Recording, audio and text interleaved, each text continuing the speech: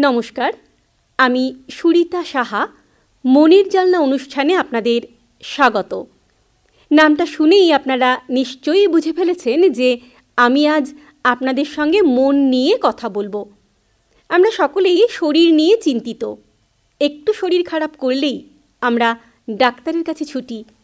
মন সম্পর্কে আমরা বড়ই উদাসীন। কিন্তু আজ সেই সময় এসেছে। আমাদের এখন আর মনের অযত্ন করলে চলবে না। শারীরিক স্বাস্থ্যের পাশাপাশি মানসিক স্বাস্থ্যের প্রতিও সমানভাবে নজর দিতে হবে আমাদের।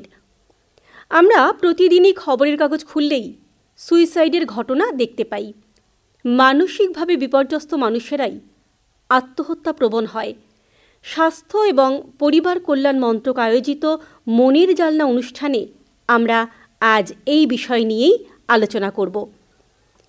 আজকের এই অনুষ্ঠানে আমার সাথে স্টুডিওতে রয়েছেন বিশিষ্ট মনোরোগ বিশেষজ্ঞ ডক্টর রামরঞ্জন পাল মহাশয়। ডাক্তার পাল, আপনাকে স্বাগত জানাচ্ছি আজকের অনুষ্ঠানে। আমি প্রথমেই আপনার কাছে যে প্রশ্ন তুলে ধরব, আত্মহত্যা প্রবণতা একজন মানুষের মধ্যে কি কি কারণে দেখা দেয়? আপনারা শুনলেন ডাক্তারবাবু কি বললেন। এরপরে আমি শ্রোতা বন্ধুদের কাছে চলে আসছি। আপনাদের উদ্দেশ্যে জানাই, আপনারা এই অনুষ্ঠানে সরাসরি ফোন করে আপনাদের সমস্যা জানাতে পারবেন। আপনাদের সমস্যার উত্তর পেতে ফোন করুন এই নম্বরে 22489431। ডক্টর পাল, আমরা আজকাল দেখতে পাই কিশোর কিশোরীরা যে কোনো অপ্রাপ্তি থেকেই আত্মহত্যার পথ বেছে নিচ্ছে। এর কারণ কি? আমরা এতক্ষণ ডাক্তারবাবুর কাছে শুনলাম যে কি কারণে আজকাল কিশোর কিশোরীরা সহজেই আত্মহত্যার পথে পা বাড়াচ্ছে।